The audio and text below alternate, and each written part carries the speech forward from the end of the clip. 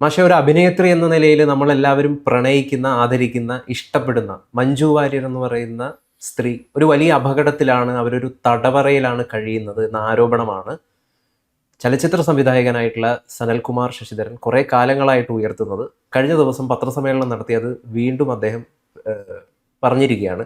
ഇത്തവണ അദ്ദേഹത്തിൻ്റെ കൂടെ ആ കോഴ്സിനായിട്ട് അദ്ദേഹം ഉയർത്തിയിരിക്കുന്ന ഒരു കോഴ്സ് ഉണ്ട്. അന്വേഷണം വേണം, എനിക്കെതിരെയുള്ള പരാതിയിലും ഞാൻ നൽകിയ പരാതികളിലും കൃത്യമായിട്ടുള്ള അന്വേഷണം വേണം. അപ്പോൾ ആ കോഴ്സിനൊപ്പം നിൽക്കുന്നത് കേരളത്തിലെ കുറേയധികം സാംസ്കാരിക പ്രവർത്തകരാണ്, സിനിമാ സംവിധായകരാണ്. അതിൽ അടൂർ ഗോപാലകൃഷ്ണനുണ്ട്, CR നീലകണ്ഠനെ പോലുള്ള ആളുകളുണ്ട്, അതേപോലെ തന്നെ മറ്റു പല നിരവധിയായിട്ടുള്ള ആളുകളുണ്ട്.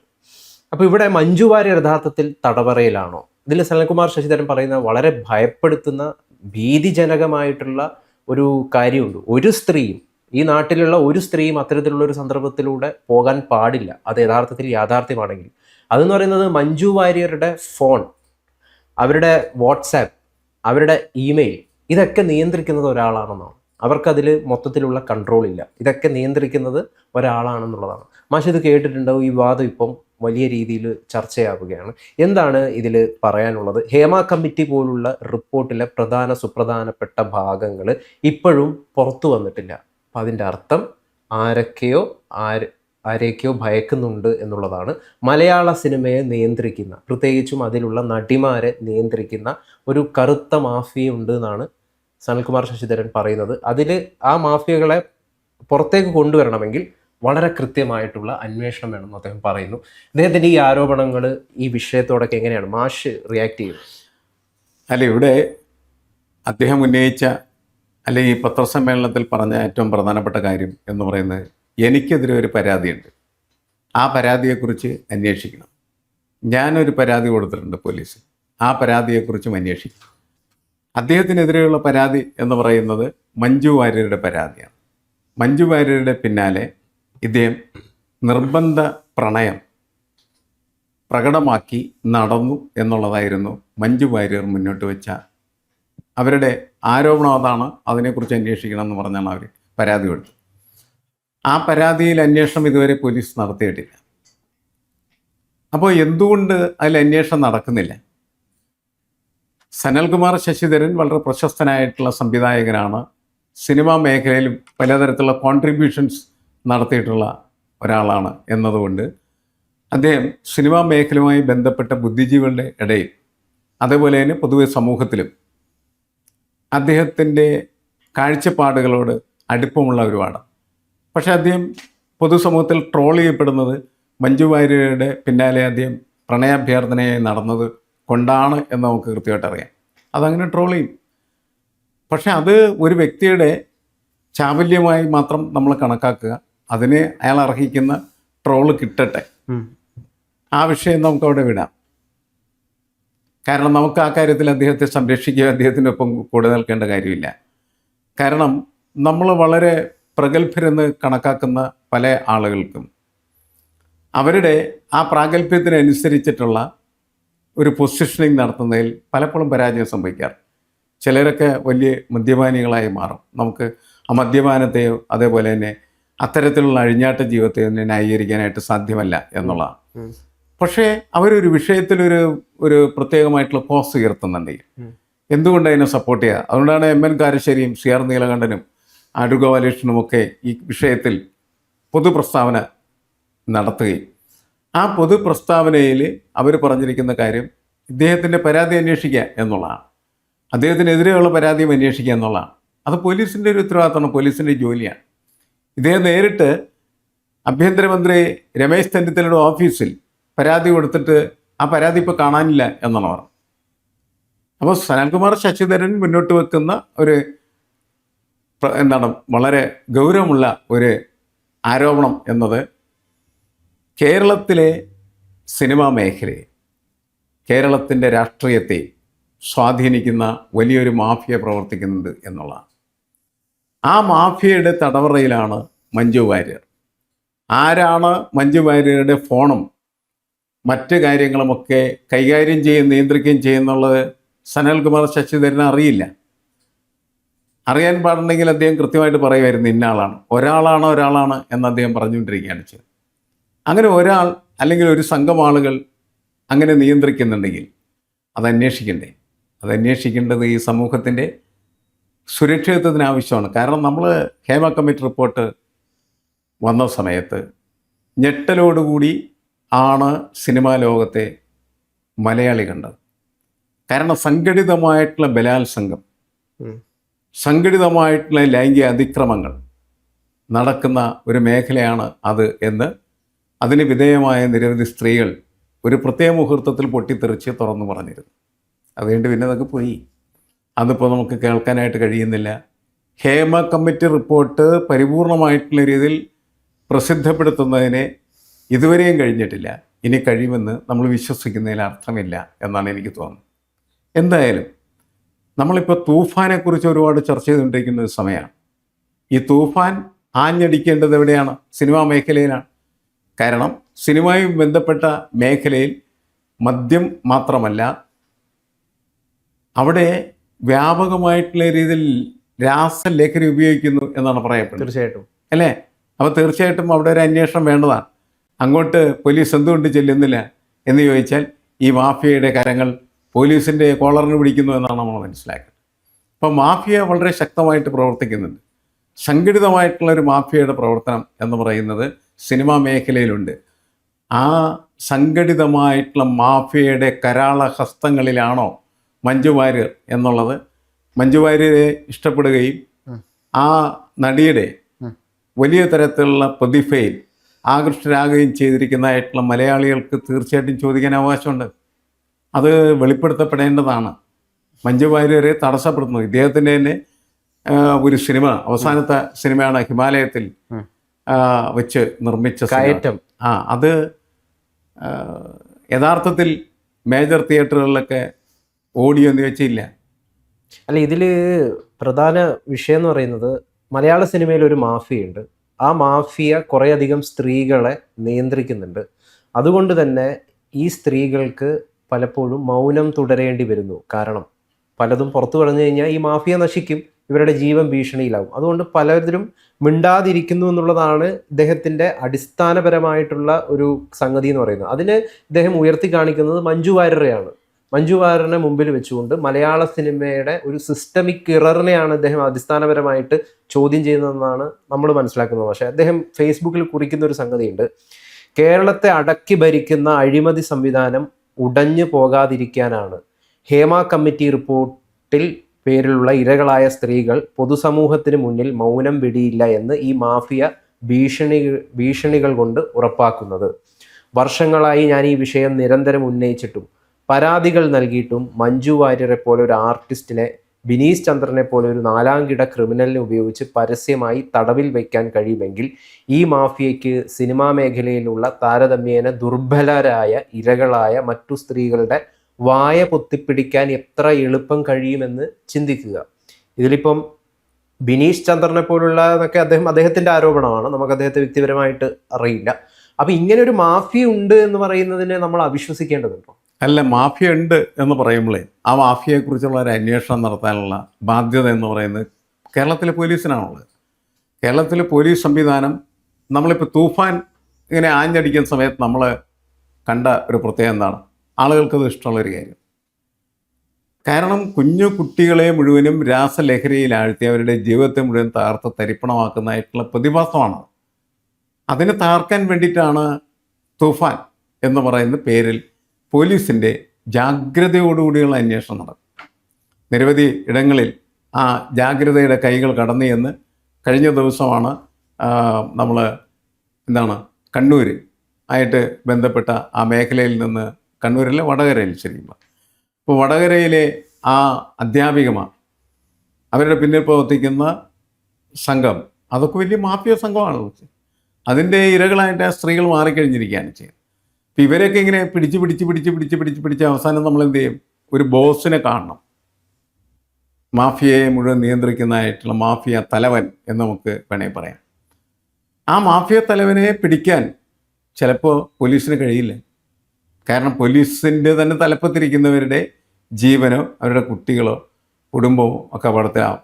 അല്ലെങ്കിൽ ആഭ്യന്തരമന്ത്രിക്ക് തന്നെ പരിക്കേൽക്കാനായിട്ടുള്ള സാധ്യത ആരും തള്ളിക്കളയുന്നില്ല. അങ്ങനെ ഉണ്ടായാലും ഇല്ലെങ്കിലും വളരെ സുരക്ഷിതമായ രീതിയിലാണ് എന്ത് ചെയ്യുന്നത് അതിൻ്റെ മൂവ്മെൻറ്റ്സ് ഉണ്ടാവും. താഴെത്തട്ടിലുള്ള ഈ ആളുകൾ എന്ത് ചെയ്യും, പിടിക്കപ്പെടും. മുകളിലുള്ളവർ പിടിക്കപ്പെടുന്നില്ല. നമുക്കറിയാം ഇവിടെ നടിയാക്രമിക്കപ്പെട്ട കേസുമായി ബന്ധപ്പെട്ട കാര്യത്തിലുമൊക്കെ ഈ വിഷയങ്ങളും ഇതിൻ്റെ ദുരൂഹതകളും നിലനിൽക്കുകയാണ് ചെയ്യുന്നത്. അതിപ്പോഴൊരു പ്രഹേളിയായിട്ട് തുടരുകയാണ് ചെയ്യുന്നത്. ആരാണ് നടി യഥാർത്ഥത്തിൽ അതിന്റെ പിന്നിൽ? അതാണ് പ്രശ്നം. അതിൻ്റെ പിന്നിൽ പ്രവർത്തിക്കുന്നത് വലിയ മാഫിയ സംഘമാണ് എന്ന് കരുതപ്പെടുന്നതായിട്ടുള്ള ഒരുപാട് ആളുകൾ യഥാർത്ഥത്തിൽ കേരളത്തിലുണ്ടെന്നുള്ള ഇത് കൃത്യമായി അന്വേഷിച്ച് കണ്ടെത്തി തിരിച്ചറിഞ്ഞ് സമൂഹത്തിന് മുന്നിൽ അവതരിപ്പിക്കേണ്ടത് സമൂഹത്തിൻ്റെ മുന്നോട്ട് പോക്കിനെ വളരെ പ്രധാനപ്പെട്ട ഒരു ഘടകമാണ്. സുതാര്യമായ ഒരു സാമൂഹ്യ വ്യവസ്ഥ എന്ന് പറയുന്നത്, സുതാര്യമായ ഒരു സിനിമാ ലോകം എന്ന് പറയുന്നതൊക്കെ നമ്മൾ ആഗ്രഹിക്കുന്ന നമ്മുടെ ഒരു ആസ്പിറേഷനുള്ള സാധനമാണ്. അതിനെ കൃത്യമായിട്ട് അന്വേഷണം വേണം. ഈ പ്രമുഖരായിട്ടുള്ള സംവിധായകരും സാമൂഹ്യ പ്രവർത്തകരും ഒക്കെ അതിനകത്ത് ഒപ്പുവെച്ചതിൻ്റെ അടിസ്ഥാനം അത്രയേ ഉള്ളൂ. കേസ് അന്വേഷിച്ച് കുറ്റവാളികൾ ആരാണെന്ന് കണ്ടെത്തുക. സനൽകുമാർ ശശിധരനായിരുന്നു കുറ്റവാളിയെ അയാൾ ശിക്ഷിക്കട്ടെ എന്നതിനാണ് അവർ പറയുന്നത്. അല്ലെങ്കിൽ അയാളുടെ സത്യാവസ്ഥ പറയാനായിട്ടുള്ള ഒരു അവസരം അദ്ദേഹത്തിന് ലഭിക്കുകയും ചെയ്യേണ്ടത് ആവശ്യമാണ്. അതോടൊപ്പം തന്നെയാണ് ഈ സ്ത്രീകളെ നിശബ്ദരാക്കി വെച്ചിരിക്കുന്ന കരങ്ങൾ ഏത് എന്ന് കണ്ടെത്താൻ ഇദ്ദേഹം പറയുന്ന മറ്റൊരു പ്രധാനപ്പെട്ട പോയിന്റ്, മലയാള സിനിമയുടെ ഇരുണ്ട മേഖലയിൽ വളർന്നു ശക്തി പ്രാപിച്ചിരിക്കുന്ന ഈ മാഫിയ അതിൻ്റെ നിയന്ത്രണത്തിൽ നിർത്തി കാലങ്ങളായി ചൂഷണം ചെയ്യുന്ന ഏതാനും സ്ത്രീകളുടെ വിഷയം മാത്രമല്ല ഇത്. ഈ സ്ത്രീകൾ പുറം ലോകവുമായി ബന്ധപ്പെടുകയില്ല എന്നും വിവാഹം കഴിച്ചോ അല്ലാതെയോ തങ്ങളുടെ കടും പൂട്ടിൽ നിന്നും പുറത്തു പോവുകയില്ല എന്നും ഉറപ്പിക്കാൻ ഈ മാഫിയ എന്തു വില കൊടുക്കാനും തയ്യാറാവുന്നതിന് കാരണം അതിൻ്റെ നിലനിൽപ്പ് തന്നെ ഈ സ്ത്രീകളുടെ നാവിൻ തുമ്പിലാണ് എന്നതാണ്.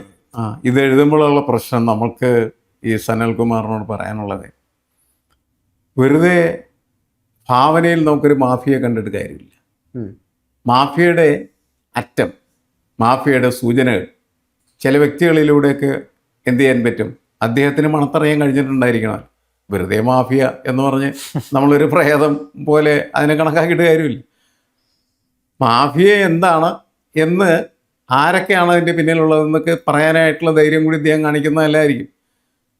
ഒരു പക്ഷേ അദ്ദേഹം പറയുന്നത്, അങ്ങനെ ഞാൻ ആരുടെയെങ്കിലും പേരൊക്കെ പറഞ്ഞു കഴിഞ്ഞാൽ എൻ്റെ ജീവൻ തന്നെ അപകടത്തിലാവും. കൃത്യമായ തെളിവുകളില്ലാതെ പറയാൻ പറ്റില്ല. അറിയാം, പക്ഷെ പറയാൻ പറ്റില്ല എന്നാണ് അദ്ദേഹം പറയുന്നത്. കൃത്യമായ തെളിവ് കണ്ടെത്തുന്നതിന് അദ്ദേഹത്തിന് തന്നെ സ്വയം വേണമെങ്കിൽ ഒരു അന്വേഷണം നടത്താവുന്നതാണ്. പോലീസ് അന്വേഷിക്കാൻ തയ്യാറല്ലെങ്കിൽ. അല്ല, അതാണല്ലോ മാഷി ഇപ്പോൾ അദ്ദേഹം പറയുന്നത്. ആ മാഫിയയിലേക്ക് എത്തണമെങ്കിൽ ഈ പരാതികളൊക്കെ സുതാര്യമായിട്ട് അന്വേഷിക്കണം, എങ്കിലേ മാഫിയയിലേക്ക് എത്തൂ എന്നുള്ളതാണ്. ഇപ്പോൾ അത് മാത്രമല്ല, ഞാൻ പറഞ്ഞ ഈ മാഫിയയുമായിട്ട് ബന്ധപ്പെട്ട പല കാര്യങ്ങളും ഒരു കാര്യവുമായി ബന്ധപ്പെട്ട് ഇറങ്ങും. അപ്പോൾ നമുക്ക് അതിൻ്റെ പിന്നിലൊക്കെ പ്രവർത്തിക്കുന്നതായിട്ടുള്ള ആളുകളെ കുറിച്ചുള്ള ചെറിയ സൂചനകൾ കിട്ടൂലേ? തീർച്ചയായിട്ടും. കൃത്യമായിട്ട് തെളിവ് നമുക്കുണ്ടാവില്ല എന്നുള്ളത് ശരിയായിരിക്കും. അപ്പോൾ ആ സൂചനകളൊക്കെ വെച്ച് ഇന്ന രീതിയിലൊക്കെയാണ് കാര്യങ്ങൾ നടക്കുന്നത്. അതിൻ്റെ ഓരോരോ ഇൻസ്റ്റൻസസ്, ഉദാഹരണങ്ങൾ, അതൊക്കെ കൃത്യമായിട്ടുള്ള രീതിയിൽ പറയാനായിട്ട് കഴിഞ്ഞാൽ മാത്രമാണ് അത് സ്വീകാര്യമാക്കപ്പെടുകയുള്ളൂ, അല്ലെങ്കിൽ അത് യഥാർത്ഥത്തിൽ സർക്കാർ ഏറ്റെടുക്കുകയുള്ളൂ എന്ന് എനിക്ക് തോന്നുന്നു. ഇപ്പോൾ സിനിമ മേഖലയിൽ പ്രവർത്തിക്കുന്ന ആളുകളുടെ ഒരു ഗ്രാമം, അതിനെക്കുറിച്ചുള്ള ഒരു സ്വപ്നം മോഹൻലാൽ പങ്കുവെക്കുന്നതിനെക്കുറിച്ച് പറഞ്ഞപ്പോൾ ഇദ്ദേഹം പറഞ്ഞതെന്ന് വെച്ചാൽ, സിനിമാ മേഖലയിൽ പ്രവർത്തിക്കുന്ന ഇത്തരത്തിലുള്ള സ്ത്രീകളടങ്ങുന്ന കുടുംബം അവർ എക്കാലത്ത് നിശബ്ദരായിരിക്കുന്നതിന് വേണ്ടി ഉണ്ടാക്കിയ ഒരു കൺസെപ്റ്റാണെന്ന് പറഞ്ഞു. അതൊക്കെ നമുക്ക് അംഗീകരിക്കാൻ പറ്റുന്ന കാര്യങ്ങളല്ല. അദ്ദേഹത്തിന് അതൊക്കെ വ്യാഖ്യാനിക്കാം അങ്ങനെ, പക്ഷെ അങ്ങനെ ആവണമെന്നില്ല. ഇപ്പോൾ കലാകാരന്മാരുടെ ഗ്രാമങ്ങൾ പല സ്ഥലത്തും ഉണ്ടായിരുന്നു. സിനിമാക്കാരുടെ ഗ്രാമം അതേപോലെ സ്വാഭാവികമായിട്ടും ഉണ്ടാകാവുന്നതാണ്. അതിലിങ്ങനെ പറയുന്ന പ്രശ്നങ്ങൾ പ്രവർത്തിക്കണം എന്ന് വാശി പിടിക്കേണ്ട കാര്യമൊന്നുമില്ല. ചിലപ്പോൾ അതൊക്കെ ഉണ്ടാകും, ഇല്ലെന്നൊന്നും പറയുന്നില്ല. പക്ഷേ എങ്ങനെ, ഏത് രീതിയിൽ എന്നെല്ലാം പറയാനായിട്ടുള്ള ബാധ്യത സനൽകുമാറിനുണ്ട്. സനൽകുമാർ മുന്നോട്ട് വെക്കുന്ന വിഷയം യഥാർത്ഥത്തിൽ പ്രസക്തമാണ്. പക്ഷേ അതിന് ഇനിയും കുറച്ചുകൂടി വെളിച്ചം വീഴ്ത്താൻ അദ്ദേഹത്തിന് കഴിയണം. എങ്കിലാണ് കുറച്ചും കൂടി സ്വീകാര്യത സമൂഹത്തിനുണ്ടാവുള്ളൂ. മാഫിയ മാഫിയ മാഫിയ എന്ന് പറഞ്ഞ് നമ്മൾ നേരം വെളുത്ത് വൈകുന്നേരം നടന്നിട്ട് കാര്യമൊന്നുമില്ല. മാഫിയയിലേക്ക് ചൂണ്ടുവിരൽ നമുക്ക് നീട്ടാൻ കഴിയണം. അതിനാവശ്യമായിട്ടുള്ള എന്തെങ്കിലും ചില തെളിവുകളൊക്കെ അവതരിപ്പിച്ചാൽ ഒരുപക്ഷെ വേണമെങ്കിൽ അന്വേഷണത്തിലേക്ക് അത് മുന്നോട്ട് കൊണ്ടുപോകാനായിട്ട്. ഈ പൊതുസമൂഹം ഇദ്ദേഹത്തെ ഭ്രാന്തനായിട്ടും അല്ലാതെയൊക്കെ ആയിട്ട് ചിത്രീകരിക്കുന്നുണ്ട്. അതിൻ്റെ പിന്നിൽ കുറേയധികം കാരണങ്ങളുണ്ട്. ഒന്നാമത്തെ കാര്യം, ഇദ്ദേഹം വരുന്നത് പൊതുസമൂഹത്തിന് കൃത്യമായിട്ട് കണ്ടു കഴിഞ്ഞാൽ മനസ്സിലാക്കാൻ പറ്റാത്ത സിനിമകൾ ചെയ്തുകൊണ്ടാണ്, ആർട്ട് ഹൗസ് സിനിമകൾ ചെയ്തുകൊണ്ടാണ്. അത് എല്ലാ മാസ ഓഡിയൻസിന് കാണാൻ പറ്റാത്തൊരു സിനിമയാണ്, ഫിലിം ഫെസ്റ്റിവൽ സർക്യൂട്ടുകളിൽ കളിക്കപ്പെടുന്ന സിനിമയാണ്. അങ്ങനെയുള്ള തനത് മേഖല സിനിമ ഇൻഡസ്ട്രിയിൽ രൂപപ്പെടുത്തിയിട്ടുള്ള ഒരാളാണ് സനൽകുമാർ ശശിധരൻ. ഒരാൾക്കൊപ്പം എന്ന് പറയുന്ന സിനിമ ആദ്യമായി സംവിധാനം ചെയ്തുകൊണ്ട് കേരള സംസ്ഥാന ചലച്ചിത്ര പുരസ്കാരത്തിൽ അന്ന് 2014 മികച്ച ഡയറക്ടറിനുള്ള പുരസ്കാരം കിട്ടുന്നു. പിന്നീട് അദ്ദേഹം നിരവധിയായിട്ടുള്ള മികച്ച സിനിമകൾ, ഈ ഒഴിവ് ദിവസത്തെ കളി പോലുള്ള ജാതീയതക്കെതിരായിട്ടുള്ള ഒരു വലിയ ഒരു വിഷ്വലൈസേഷൻ ആയിരുന്നു ഈ ഒഴിവ് ദിവസത്തെ കളി എന്ന് പറയുന്നത്. സെക്സി ദുർഗ, സംഘപരിവാർ പ്രവർത്തകർ വലിയ രീതിയിൽ എടുത്തിട്ടാക്രമിച്ച ഒരു സിനിമയാണ് സെക്സി ദുർഗ എന്ന് പറയുന്ന സിനിമ. പിന്നീടാണ് ചോല വരുന്നത്, ജോജു ജോർജിൻ്റെ ഒപ്പം ഉള്ളത്. പിന്നീട് മഞ്ജു വാര്യരുടെ ഒപ്പം കയറ്റം എന്ന് പറയുന്ന ഹിമാലയൻ ടെറൈനിൽ രൂപപ്പെടുത്തിയ 20 ദിവസം കൊണ്ട് ഐഫോണിൽ ചിത്രീകരിച്ച ഒരു സിനിമ വരുന്നു. പിന്നീട് മലയാളത്തിലെ ഏറ്റവും പ്രമുഖനായിട്ടുള്ള യുവ നടനെ വെച്ചിട്ട് വാശിന്നോ വഴക്കുന്നോ അങ്ങനെ എന്തോ ആണ് ആ സിനിമയുടെ വഴക്ക്, അതെ, ആ സിനിമ സംവിധാനം ചെയ്യുന്നു.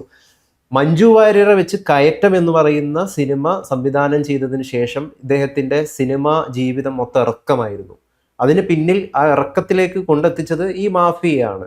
അടിസ്ഥാന പോയിന്റ് ഇദ്ദേഹം പറയുന്നത് എന്താണെന്ന് വെച്ച് കഴിഞ്ഞാൽ, മഞ്ജു ഞാനുമായിട്ട് കൂടുതൽ അടുത്ത് കഴിഞ്ഞ് കഴിഞ്ഞാൽ സ്വാഭാവികമായിട്ട് നമ്മുടെ ജീവിതത്തിലെ വിഷമങ്ങളും പ്രയാസങ്ങളും ഒക്കെ നമ്മൾ അവരോട് ഷെയർ ചെയ്യുമല്ലോ. അങ്ങനെ ഷെയർ ചെയ്ത് കഴിഞ്ഞാൽ അത് മറ്റ് പലരിലേക്കും വിരൽ ചൂണ്ടും, മറ്റ് പല സത്യങ്ങളും പുറത്തു വരും. അങ്ങനെ ചില സത്യങ്ങൾ പുറത്തു വരാതിരിക്കാനായിട്ട് എന്നെയും അവരെയും ബോധപൂർവം ആ ടൈമിൽ തന്നെ ഞങ്ങൾ അടുക്കുന്നു എന്ന് തോന്നിയപ്പോൾ പലരും അകറ്റി എന്നുള്ളതാണ് ഇദ്ദേഹം അടിസ്ഥാനപരമായിട്ട് പറയുന്നൊരു വിഷയം. അതൊക്കെ ഞാൻ കണക്കാക്കുന്നത് സ്വകാര്യമായോ വ്യക്തിപരമായോ ഉള്ള ഒരു വൈകാരികതയുടെ പുറത്ത് പറയുന്ന കാര്യങ്ങളായിട്ട് നമുക്ക് കണക്കാക്കാൻ പറ്റുള്ളൂ. നമുക്ക് അതിനപ്പുറത്തേക്ക് കാണണമെങ്കിൽ എന്ത് വേണം? അതിനാവശ്യമായിട്ടുള്ള തെളിവുകളും സൂചകങ്ങളും കൃത്യമായിട്ട് ലഭ്യമാകേണ്ടത് ആവശ്യം. ഇത് അദ്ദേഹത്തിന് ഇമാജിനേഷനിൽ അങ്ങനെ തോന്നാം. കാരണം എന്ന് വെച്ചാൽ ഞങ്ങളെ അകറ്റുന്നത് ഈ ഏതോ മാഫിയ സംഘമാണ്, അവരുടെ നമ്മളുടെ ഒരു ഇമാജിനേഷൻ അങ്ങനെ പ്രാന്തമായി പരിലസിക്കുമ്പോൾ അവരെ അങ്ങനെ അകറ്റുന്നത് ഇന്നതായ സംഭവങ്ങൾ പുറത്തു വരാതിരിക്കുന്നതിന് വേണ്ടിയാണ് എന്നൊക്കെയുള്ള രീതിയിലുള്ള ചിന്തകൾ വേണമെങ്കിലാകാം. പക്ഷെ ഞാനതല്ല പറയുന്നത്. മാഫിയ എന്ന് പറയുന്നത് ഉണ്ട് എന്ന് വേണമെങ്കിൽ നമുക്ക് കരുതാവുന്നതാണ്. കാരണം സിനിമയുടെ കഥകൾ വന്ന സമയത്ത് ഹേമ കമ്മിറ്റി റിപ്പോർട്ട് എന്ന് പറഞ്ഞാൽ നമ്മളെ അമ്പരപ്പിക്കുകയും ഭ്രാന്ത് പിടിപ്പിക്കുകയും ചെയ്ത സംഭവമാണ്.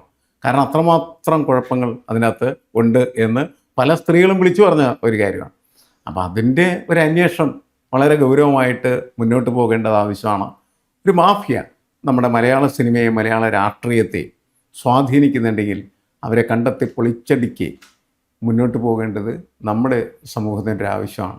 എങ്ങനെ എന്നുള്ള ചോദ്യമാണ് നമുക്ക് ഈ സംവാദങ്ങളിൽ നിന്ന്, അല്ലെങ്കിൽ അദ്ദേഹത്തിൻ്റെ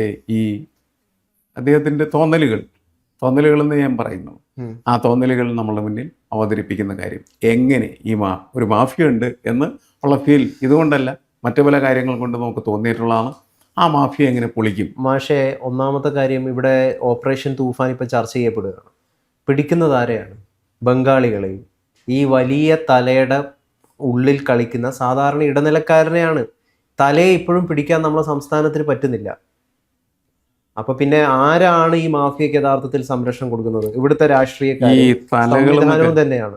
തലയെന്നൊക്കെ പറയുന്നത് എല്ലാത്തിൻ്റെയും തലകൾ സംരക്ഷിക്കപ്പെടും. അത് തലയുടെ പ്രത്യേകതയാണ്. കാരണം അവരാണ് മിക്കവാറും പണം ചെലവഴിച്ച് നമ്മുടെ രാഷ്ട്രീയത്തെയും രാഷ്ട്രീയ നേതൃത്വത്തെയും അവരുടെ കങ്കാണികളെയൊക്കെ നിലനിർത്തിക്കൊണ്ടിരിക്കുന്നത്. അപ്പോൾ അതത്ര എളുപ്പത്തിൽ നടക്കുമെന്ന് നമ്മൾ കരുതരുത്.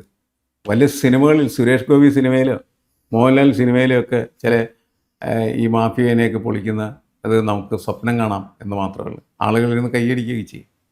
സമൂഹത്തിലിതൊന്നും അങ്ങനെ എളുപ്പത്തിൽ നടക്കുന്ന കാര്യമല്ല. പക്ഷേ നമ്മൾ കരുതിയിരിക്കേണ്ടത് ആവശ്യമാണ്.